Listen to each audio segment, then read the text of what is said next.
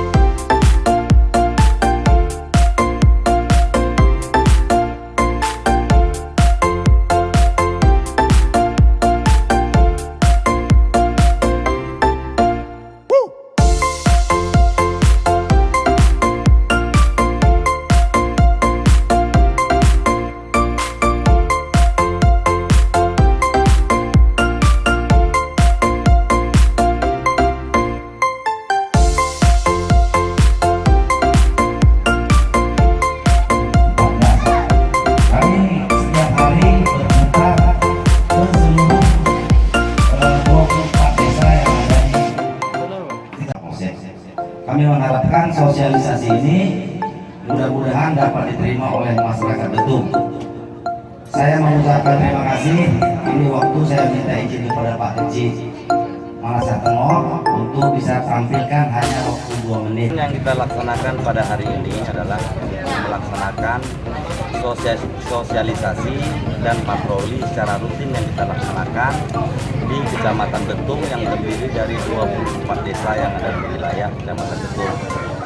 Hal yang pertama kami laksanakan, melaksanakan cek atau pengecekan secara rutin terhadap personil yang akan melaksanakan pemberangkatan patroli pada hari ini. Kemudian pada saat di sela-sela waktu kami melaksanakan sosialisasi door to door masing-masing di setiap kegiatan pembakaran hutan maupun pembukaan lahan yang ada. Terutama seperti yang pada saat sekarang ini, pada saat hajatan pun kami lakukan untuk mensosialisasikan tentang karhutla.